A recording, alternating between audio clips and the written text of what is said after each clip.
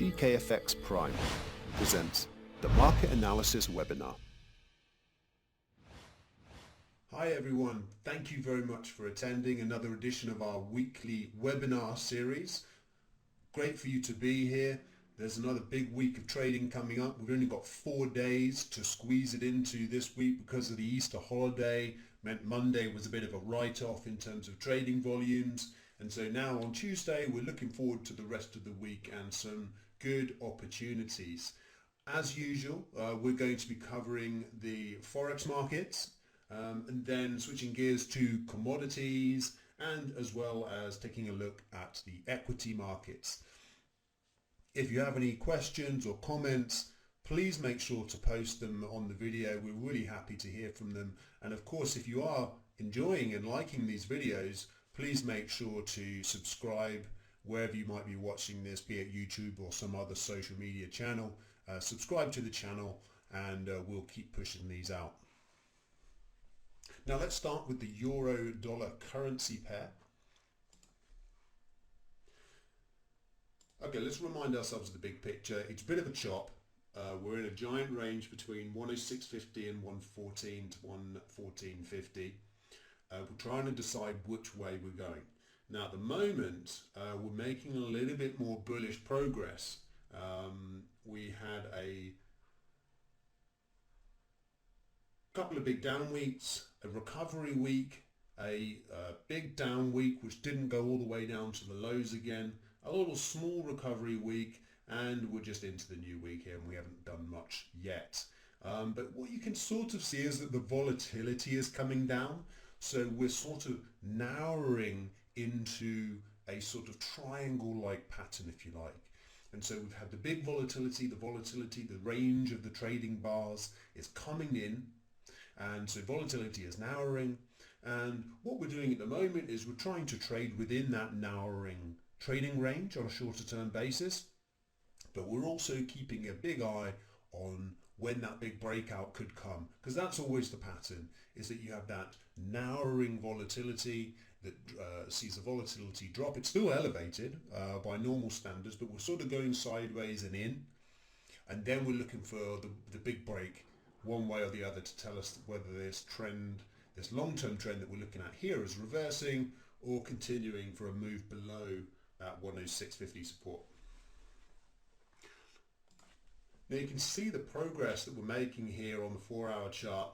We had this level in last week around the 108 mark, and you can see how we were basically saying that the move into oversold territory was a warning sign that this down move could be coming to an end.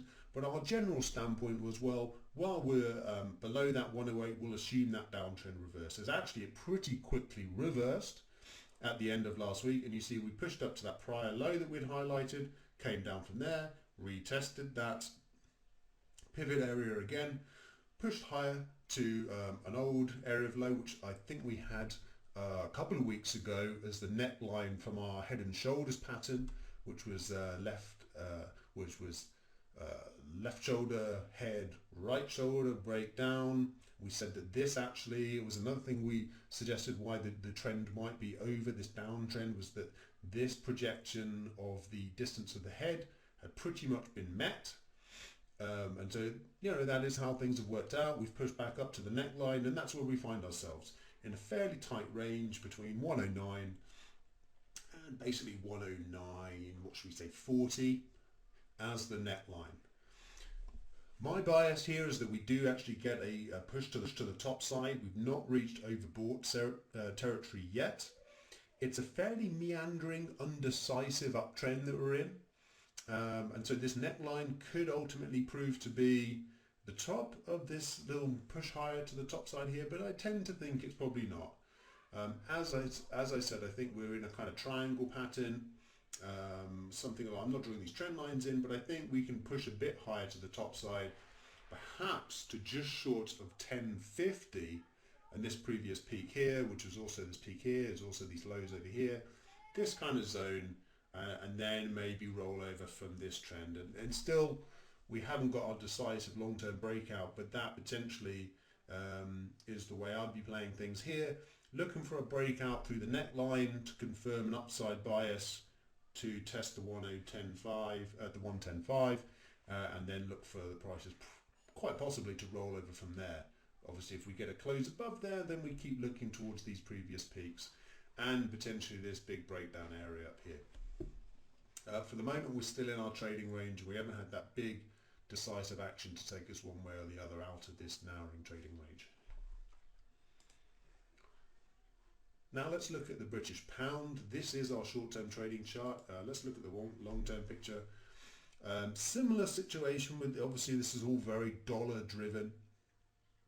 So we're looking at a couple of massive down weeks, down to 35-year lows in fact at 115. We've had the recovery week, a couple of narrow range weeks, and actually decisively at the start of this new week we've pushed up beyond this 125 level. That takes us to the highest in a month in this cable currency pair. So this is pivotal. If we can sustain 125, well, we're looking at a push up to 127 in my opinion, and I think that is the most likely situation. But if we get a failure at 125, to me it suggests we retest these lows and we could be looking at another 1,000-point drop or something in that vicinity. So when you get these breakout points like this, perhaps easier seen on the 4-hour chart, this was our low, which we came up and we formed this resistance here, false breakout through the lows down here.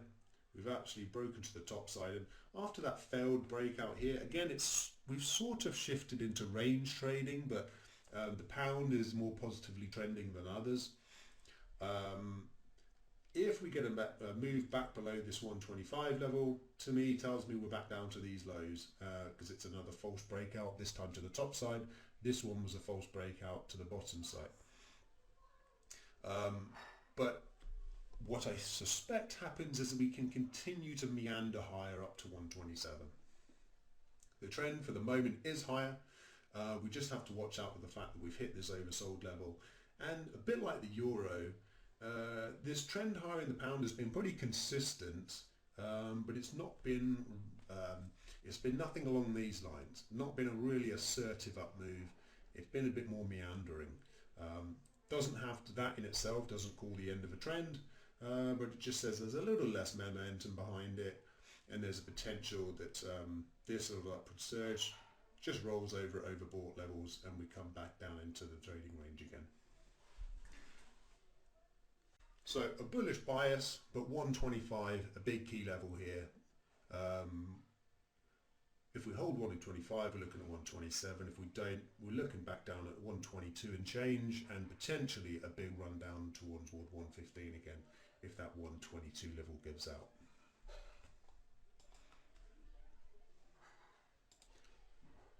Dollar yen, in a way it looks like the reverse of the other charts. That's natural because obviously the dollar is the numerator this time instead of the denominator.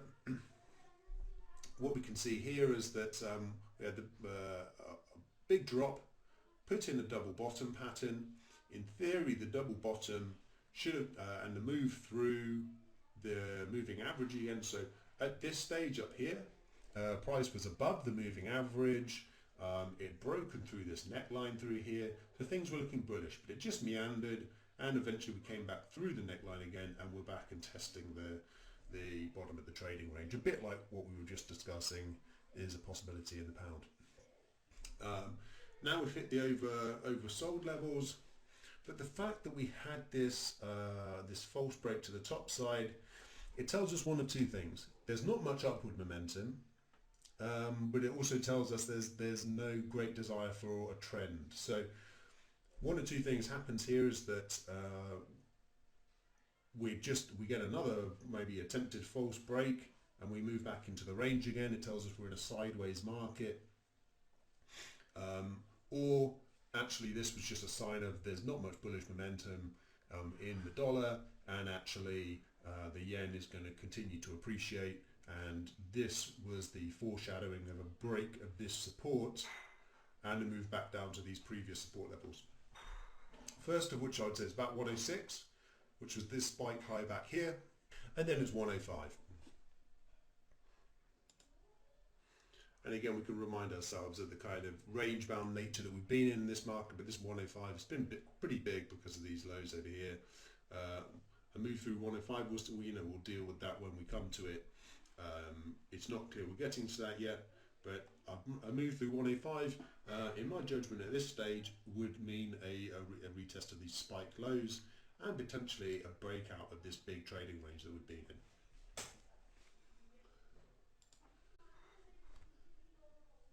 Now looking at the Aussie's been one of the best performing currencies of late. Remember, it's a proxy for what's going on in China. China reopened after the coronavirus outbreak, even the city of Wuhan, seeing some easing of the lockdown restrictions. People are travelling out of there en masse. And so Australia doing well alongside China. Remember, it's China Q1 GDP this week. That's out on Friday. So Aussie 10 could well be a mover on that. That's similar to we discussed in the week ahead video this week. Now,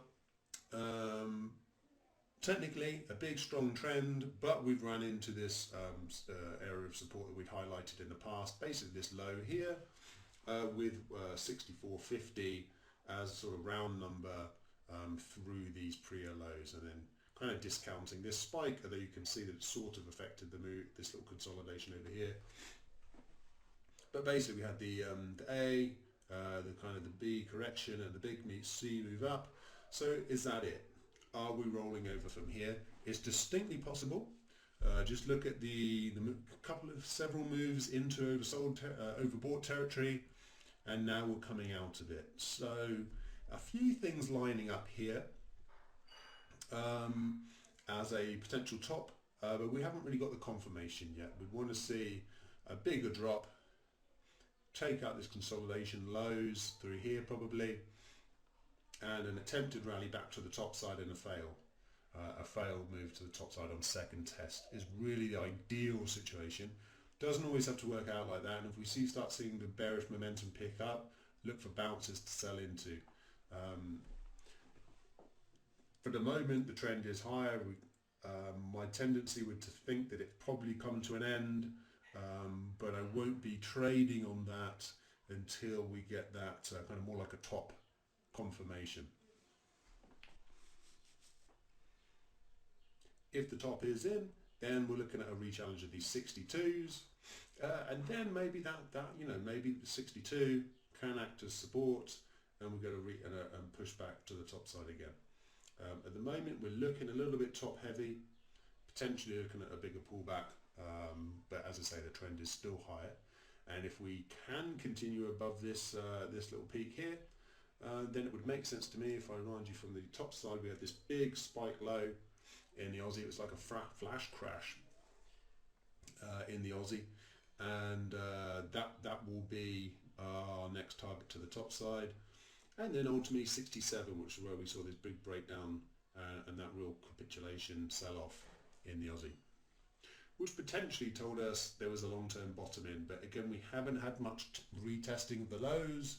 A bit like the stock market that we'll see in a minute, we've kind of rallied pretty strongly off the lows without a retest, which has a few people scratching their heads wondering when that retest will happen, if indeed it ever does.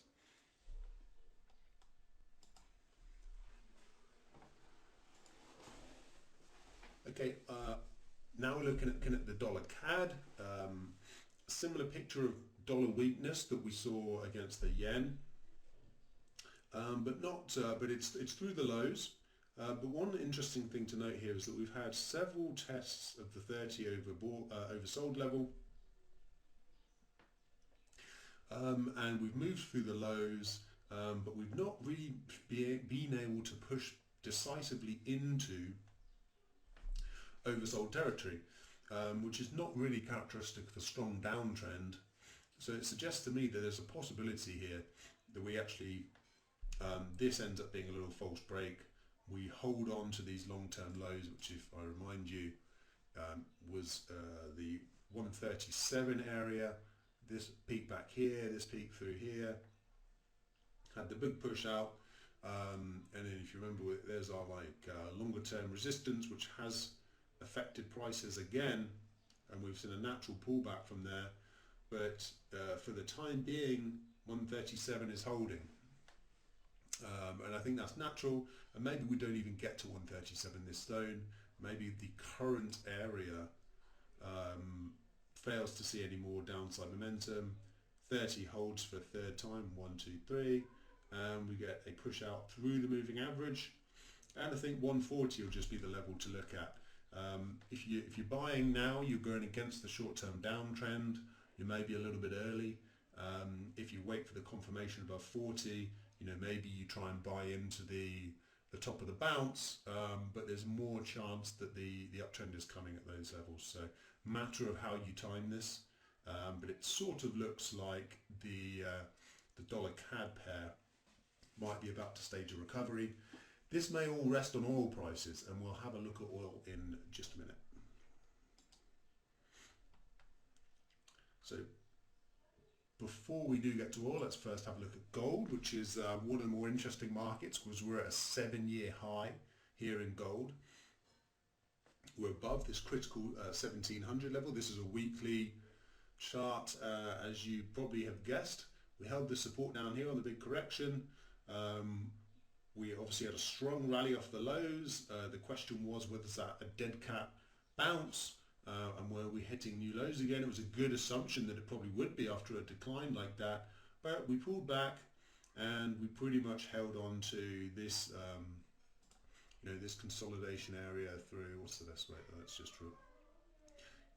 These series of highs through here, pretty much held on to that kind of zone of support through here, all kind of worked, and now we're back up through those interim highs, held as support at 1640, rallied up through resistance, and now given the level of momentum here and the potential for another failed breakout at 1700, what we really want to see is 1700 hold. If 1700 gives way so quickly, it's a sign that we're topping again, and we could see a quick rollover in gold. But if 17 can just hold on, then naturally I'd be targeting 1750 and 1800, the next round numbers on the top side, as future targets for gold. And bear in mind, on this weekly, this is a daily chart, we've not pushed into the 70 overbought area yet. Here's our 4-hour chart, and you can see in a bit more clarity how nicely this resistance zone has worked out. Pulled back down to the 1640 previous area, and then consolidated, broke to the top side, which I believe is along the lines of what we said last week. We maintained our bullish bias, and we're looking for the top side break to 1700. We've got there. Now we're above 1700, so there it is. Short consolidation above there at the moment. Wouldn't be a surprise to see a little false breakthrough there, maybe back down to this consolidation area here. That would give you a chance to rejoin the party. If the market is very strong though, you won't even get back down to 1700. The bulls will just be piling in above these levels. So let's see how this price action works out. Obviously we've been trending higher for a little while now. There's a chance of a snap lower, but the trend is very much up. So I think that's the way to be viewing things, is that we've had a big breakout to multi-year highs. That's a bullish phenomenon, it's not a bearish one. And so I mentioned oil when we were trading the CAD. Oil, interesting here. So this is the 4-hour chart. Here is us trying to find a base, basically at 20, but 21 you could see is where it's been tested 3 times. And you can see 28.50 thereabouts was where we currently stand, in fact, almost exactly on it, and it's where this previous spike was. So tells us pretty much what we need to know is that we had the break to the top side, then we had this OPEC meeting scheduled, OPEC plus rather, which includes Russia, and then we had a G20 energy meeting, which includes lots of other countries, most importantly the United States. And they've all agreed to cut output by about 10 million barrels per day. That's about 10% of global output on oil. But if you think about it, industry has been pretty much ground to a halt during the the coronavirus lockdown. So actually, demand is probably significantly down, more down than 10%, which is what they've got the supply. So if you're thinking about the price as a kind of supply-demand balance, you would suggest that probably supply is still overwhelming demand right now. And so that being the case, that's a kind of weight on oil prices. So prices, they've made that decision, prices consolidating. If we do turn lower back into this range again, that's obviously oil prices weakening. Normally, that's a bad thing for the Canadian dollar. So just bear that in mind. I'm not putting a massive amount of stock in this. This was more to demonstrate some bullish divergence when we were down at these lows before. But we will notice that this RSI trend line has broken. So certainly a sign that the bullish momentum is not fully there. A chance that we tip down into the trading range again. I tend to think that probably we've put in a base at 20, but maybe we dip down into 25 again and have to hold that level before we can finally push up towards 35, which was my base case last week, was that we got that push up to 35. Obviously didn't quite happen. We had that breakout to the top side, which just failed around 32 and rolled back into the range again. And here we find ourselves. So look at this, look at a break, trade this range if you like that kind of thing, but otherwise we're looking for a break either side of this yellow area to the top side of the bottom.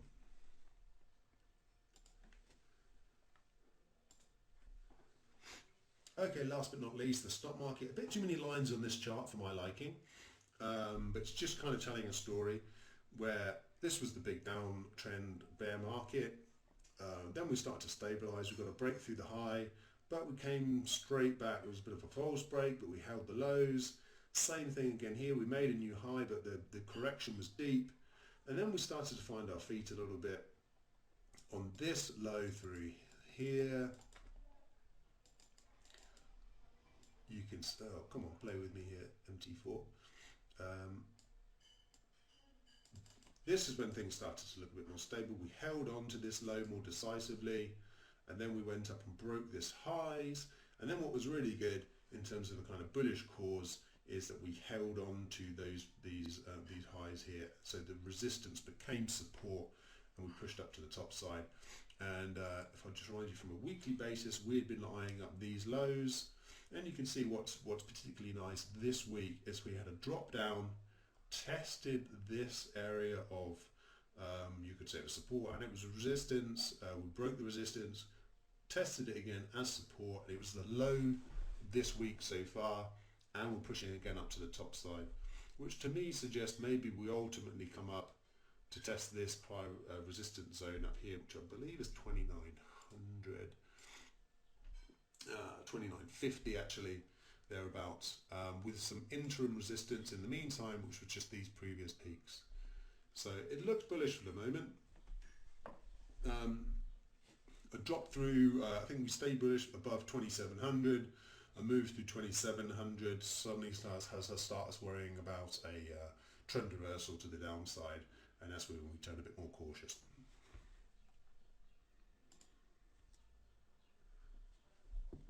Okay, fantastic. That's all we have for this week. That's 8 markets covered. Again, if there's some extra markets you'd like us to cover, please drop a comment.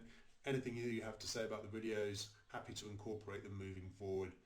Good luck with trading this week, everyone. Talk to you at the same time next week.